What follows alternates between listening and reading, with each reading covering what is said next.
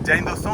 और मेरे से बहुत सारे लोग ये क्वेश्चन पूछ रहे थे कि सर जब आप तैयारी करते थे तो आप तैयारी के साथ साथ किस तरीके से आप जो एक्स्ट्रा करिकुलर एक्टिविटी करते थे वो भी रेगुलर आप करते रहते थे। और ख़ासतौर पर मैं सोशल मीडिया बहुत ज़्यादा यूज़ करता था, मैं फ्लूट भी बजाता था, मैं इसके साथ साथ स्विमिंग भी कभी कभार चलाता था, जिम मैं रेगुलर करता था।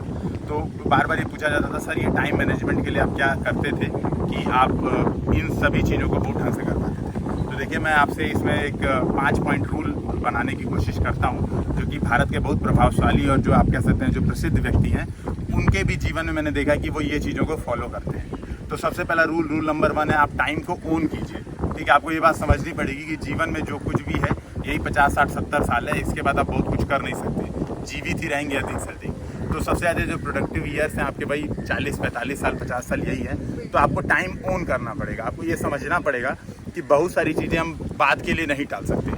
केवल जैसे मान लीजिए हम तैयारी कर रहे हैं, सपोज हम यूपीएससी की तैयारी कर रहे हैं, तो केवल यूपीएससी की तैयारी में ही हम हर चीज़ नहीं कर सकते, हमें एक पोर्शन ऑफ द टाइम उसको देना पड़ेगा और बाकी चीज़ें हमें ओन करनी पड़ेगी खुद के लिए।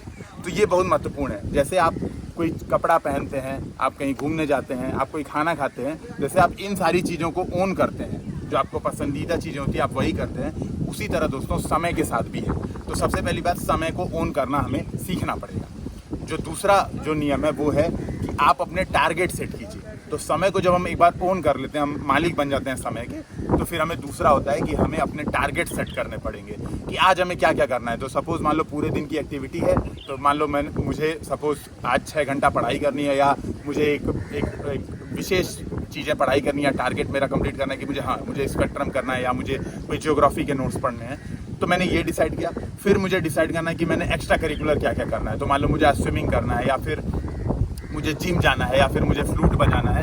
तो फिर आप इसको डिसाइड कीजिए, मुझे सोशल मीडिया पे क्या आज मेरा टारगेट होना चाहिए, मुझे कौन से वीडियोस बनाने हैं। तो आपने क्या करना है, जो सेकंड जो आपका है जो नियम है वो है आपको इसको टारगेट सेट करना है कि आज का दिन का मेरा ये टारगेट है। जो थर्ड नियम है टारगेट सेट करने के बाद जो सबसे इंपॉर्टेंट पॉइंट होता है वो होता है प्रायोरिटी सेट करना।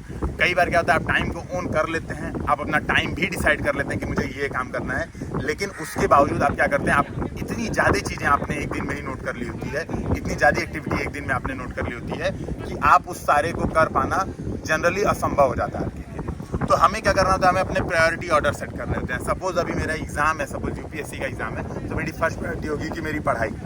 फिर सेकंड प्रायोरिटी होगी, मान लो मैंने जिम भी डिसाइड किया है, मैंने स्विमिंग भी डिसाइड किया है और मैंने फ्लूट बजाना भी डिसाइड किया है, तो इसमें से कोई एक चीज़ मैं रख लूँगा सेकंड प्रायोरिटी की। ठीक है, चलो मैं आज जिम जाऊँगा या आज मैं फ्लूट बजाऊँगा, तो मेरी सेकंड प्रायोरिटीज़। इसी प्रकार से थर्ड प्रायोरिटी कि आज मुझे ये विशेष चीज़ खानी है या इस विशेष व्यक्ति के साथ घूमने जाना है, तो ये मेरी थर्ड प्रायोरिटी होगी। तो मैं यही बात कहूँगा कि आपको तीसरे नंबर पर जो सबसे महत्वपूर्ण होता है वो अपनी प्रायोरिटीज़ सेट करना होता है। ठीक है, सबसे बड़ी बात। चौथा नंबर होता है विश्लेषण, यानी एनालाइज करना। तो जो आपने आज किया, आज रात में सोने से पहले उसको ज़रूर देखिए कि आपने जो डिसाइड किया था वो आप कर पाए कि नहीं कर पाए। तो ये बहुत महत्वपूर्ण बात होती है, क्योंकि क्या होता है हम अपनी गलतियों से ही सीखते हैं। आज आपने डिसाइड किया कि यार मैंने स्पेक्ट्रम 80 पन्ने पढ़नी है, मुझे आज घूमने भी जाना है 1 घंटा, मुझे आज स्विमिंग भी जाना है, मुझे जिम भी जाना है। आपने सारी चीज़ें डिसाइड की, आपने प्रायोरिटाइज भी की चीज़ों को, लेकिन आप उसको कर नहीं पाए। आपको लगा कि आप पढ़ने बैठे थे, अचानक से किसी की कॉल आ गई, उस कॉल पे आप 1-1.5 घंटा व्यस्त हो गए और आपको समझ में नहीं आया कि आपका समय कहाँ गया। तो ये प्रॉब्लम से निपटने का एकमात्र तरीका है कि आप इस प्रॉब्लम को पहचानिए, इसका विश्लेषण कीजिए। जब आप रात में सोने जा रहे हैं तो बैठ के देखिए, अच्छा आज मैंने ये गलती की थी, आज इस कारण से मेरा टाइम मैनेजमेंट नहीं हुआ। तो उन पॉइंट्स को पहचानिए जिसके कारण आपका टाइम मैनेजमेंट नहीं हुआ, और अगले दिन इसको सही करने की कोशिश कीजिए। एक सतत प्रक्रिया के माध्यम से लगभग 20-25 दिन में ये चीज़ आपकी सही होने लगेगी। जो लास्ट चीज़ है लेकिन लिस्ट नहीं है, वो है कि हमें रेस्ट भी लेना है। तो जब हम टाइम को ओन कर लेते हैं, जब हम टाइम को टारगेट में डिसाइड कर लेते हैं, जब हम प्रायोरिटाइज भी कर लेते हैं और जब हम एनालाइज भी कर लेते हैं, तो एक चीज़ समझ में आती है कि समय के बाद, क्योंकि हम ह्यूमन है, हमारी भी बॉडी है, हमारी भी बॉडी के एग्जॉस्ट होने की एक क्षमता है, तो हमें ये बात ध्यान रखनी पड़ेगी कि हम ऐसा नहीं कर सकते कि हम लगातार इसको पुश कर सकते हैं। हमारी भी एक लिमिट है। ठीक है, तो हमारी भी एक लिमिट है, उस लिमिट के आधार पे हमें ब्रेक्स भी डिसाइड करने होंगे। कई लोग को एक वीक में 1 दिन का ब्रेक बहुत होता है, कई लोग को 2 दिन का चाहिए होता है। इससे ज़्यादा अभी तैयारी के दौरान कृपया मत लीजिएगा ब्रेक। ठीक है, बहुत ज़रूरी है, 1 दिन का ब्रेक आप हफ्ते में ले सकते हैं, आधे दिन का ब्रेक लीजिए, लेकिन एक ब्रेक भी डिसाइड कीजिए। और जो इसी में ब्रेक के साथ आपको ऐड करना है वो सबसे महत्वपूर्ण है कि छोटी छोटी चीज़ों को सेलिब्रेट कीजिए। तो सपोज आज आपने टारगेट रखा कि आज 5 घंटे में पढ़ाई करूँगा, तो जब 5 घंटे पढ़ाई कर लीजिए तो बिल्कुल सेटिस्फेक्शन के साथ सेलिब्रेट कीजिए आज का दिन कि कितना शानदार मेरा दिन रहा, कितने शानदार तरीके से मैंने अपने जो टारगेट है वो पाया। आप एंड गोल को मत सोचें। कई बार क्या होता है, हम तैयारी करने के दौरान सीधे रिजल्ट को सोचते हैं कि यूपीएससी का रिजल्ट है वो आएगा नहीं आएगा।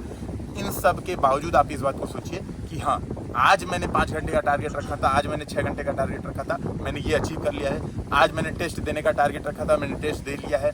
आज मैंने टेस्ट में 80 नंबर स्कोर करने का टारगेट रखा था, मैंने ये कर लिया है। तो अब मुझे सेलिब्रेट करना है, तो छोटी छोटी खुशियाँ मनाइए, कुछ खाइए पीजिए, घूमिए फिरिए, ऐश कीजिए।